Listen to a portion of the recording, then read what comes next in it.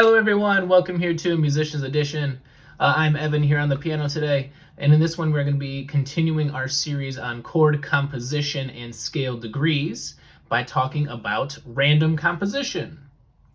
So this is a great way to just get ideas going if you feel stuck in what you've been doing or you don't really know where to start with writing chords. Maybe you're new to writing your own chord progressions, maybe need a break from a certain kind of formula you feel like you fall into, or monotony of kind of repeating similar sorts of progressions. It's something I definitely find myself falling into at times. So maybe you just need a little bit of randomness to push forward. And that's what we're going to do today. So we're going to get that break from that monotony with some random composition. So here's the idea. We're going to roll a dice 3 times, and we're going to write down the numbers you get in order. We don't want any repeats, so for any repeats, we will re-roll. And the only other caveat is, ideally, we would want a 2 through 7 die, because we want to work with the 2 through 7 chords here. But we'll use a regular dice, and we'll just say a 1. We're going to actually say it as a 7. Other than that, 2, 3, 4, 5, and 6 are all going to be their corresponding chords here. Our first chord will always be the 1 tonic. That's why we're ruling out the 1. We're already going to be using it to start off our progression. So in C, that would be the C major chord. But you can really pick whatever key you want to be in if there's a certain one you feel like you want to go with. Or you can even randomize the key by doing that on Google as well too. Then our 3 chords that will follow C to make our 4 chord progression are going to be the 3 numbers we roll on the dice in order.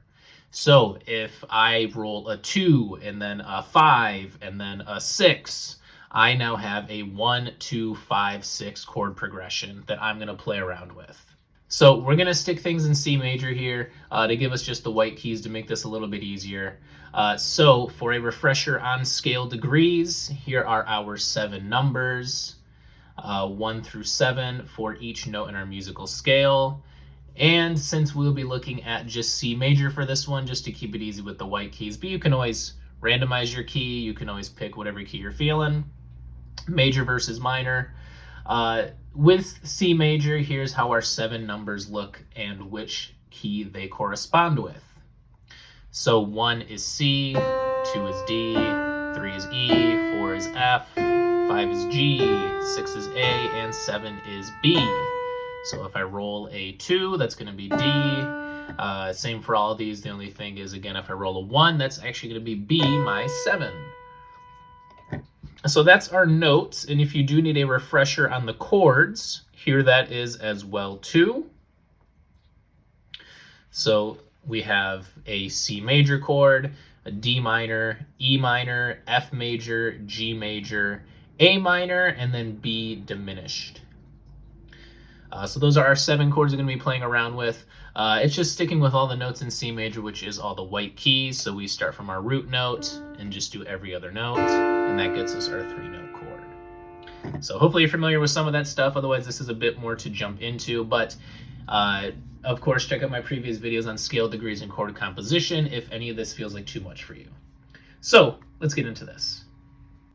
All right, so I do not have actual physical dice on me, but you just Google up virtual dice roller and you can get a dice roller. So that's what we're going to do here. So I am going to write my first chord down, which I know is going to be my 1. We're going to start with the tonic. And then for my second chord,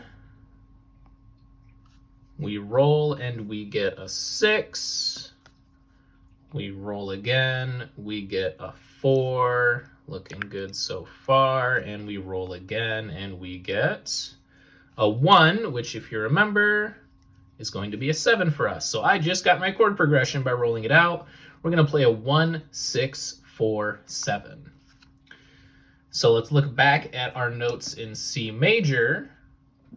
And the 1, our 1 is going to be C major. A 6, with all these we have the decision to go up or down. We're typically just going to go to whichever way is closest. So from the 1, we're going to go down to the 6, which would be A right here. Okay.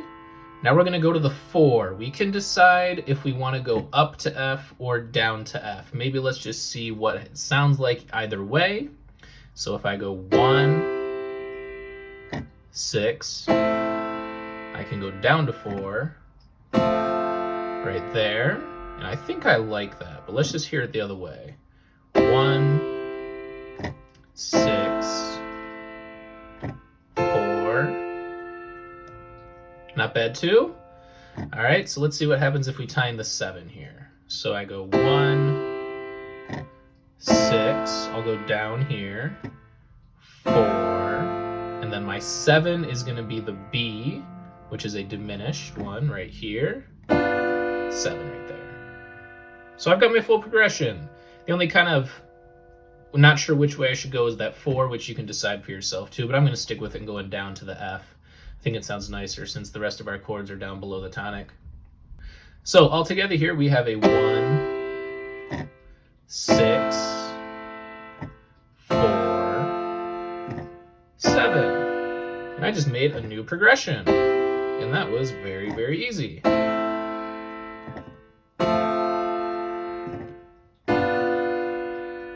Now from here we just kind of have a couple options we can do.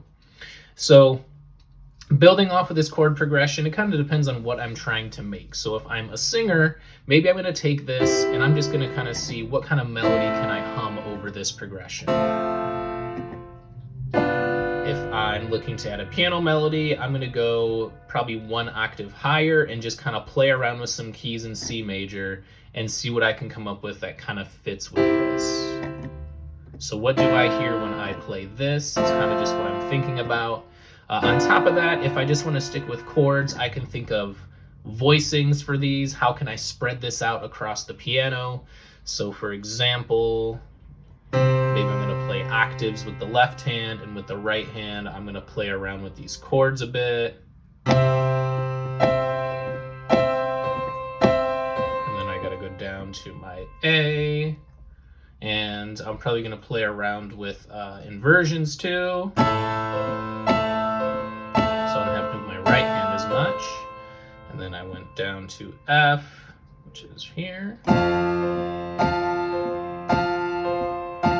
then I might go back to B, which is my final chord here, and I've got my progression.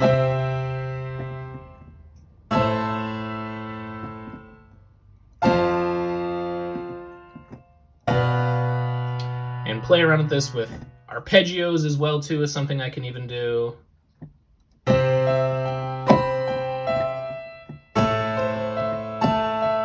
just work on getting faster and faster.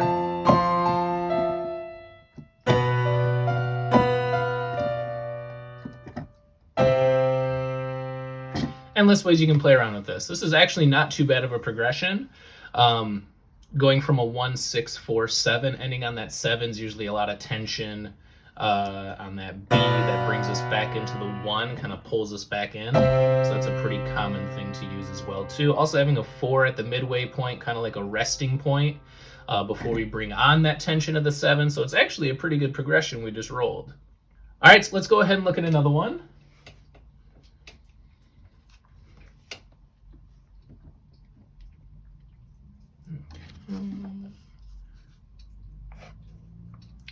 So progression number 2, we're going to start with a 1 once again, and let's see what we get.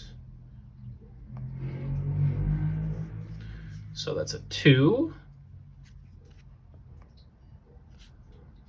5, and a 4. I'm surprised we haven't gotten any repeats. That's great. So we are now going to play a 1, 2, 5, 4. Again, we could randomize our key. I'm just going to keep it in C major just so it's kind of easy for me to get through here and for you guys to see it. So I'm going to play a 1, 2, 5, 4. Let's look at those notes in C again. A 1 is C. My 2 is going to be D. My 5, I can go up or down to G. We'll play around with both and see how that looks. And then our 4 is going to be F. So I'm going to play a 1, 2, 5, 4, or a 1, 2, 5, 4.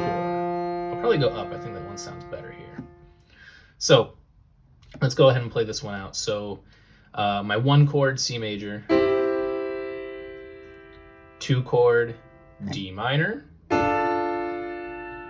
5 chord, let's jump up to G major, and 4 back down to F.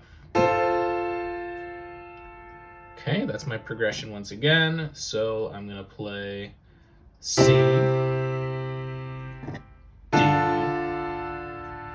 up to G, back down to F.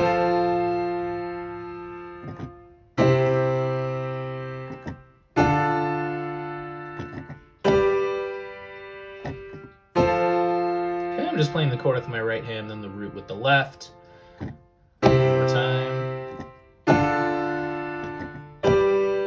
And as you're playing it, think about what you hear going into this. Do you hear a melody you can hum, a melody you can play, or do you hear different ways to mess with these chords? And if we really don't like what we have, we can always mix up the order of our chords. I think these 2 we've gotten have actually been pretty solid, but we can always mix up the order of our chords on top of figuring out what more to do with them. If you hear a certain one kind of pulling you in a different direction, we can always swap them out too.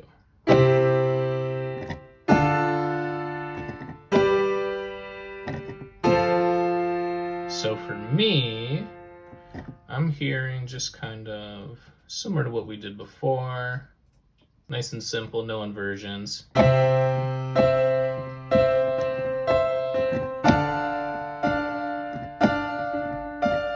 then we're going to go up to G.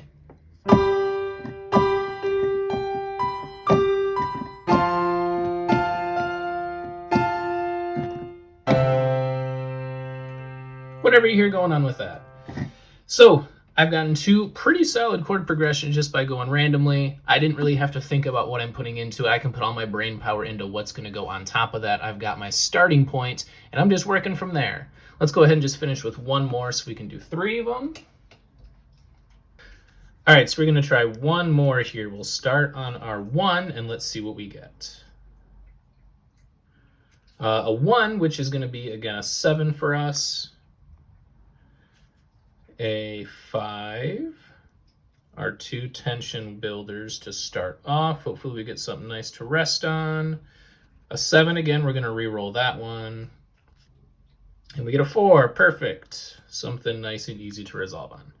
All right, so we now have a 1, 7, 5, 4. Not one that I would have written myself, but it's interesting to see how this is going to turn out.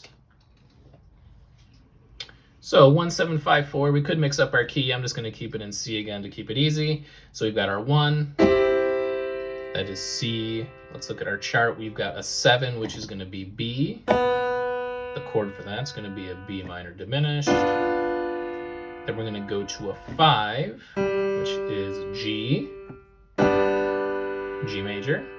Then finish on F, which is going to be F major. For the 5 and 4, I've got the option to go high or low. I'm going to stick with low since I'm already going down to that 7. And we've got our full 1, 7, 5, 4. 1, 7, 5, 4. Kind of a nice just working down here as we go down and down with each chord. I always like these descending progressions like this.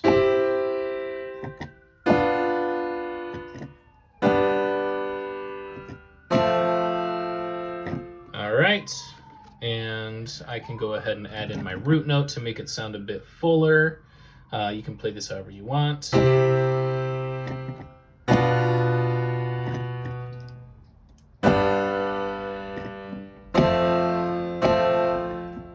Okay, and that's our progression once again. So we have come up with 3 pretty good ones. We had a 1, 6, 4, 7, a 1, 2, 5, 4, and then this one was a 1, 7, 5, 4.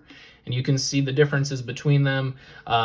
Always endless ways that we can play around with these, with chord voicings, with adding melodies or humming. I'm not much of a singer myself, so I'm not going to be humming any melodies along to this, but You guys are obviously always welcome to for those singers who want to play over some piano.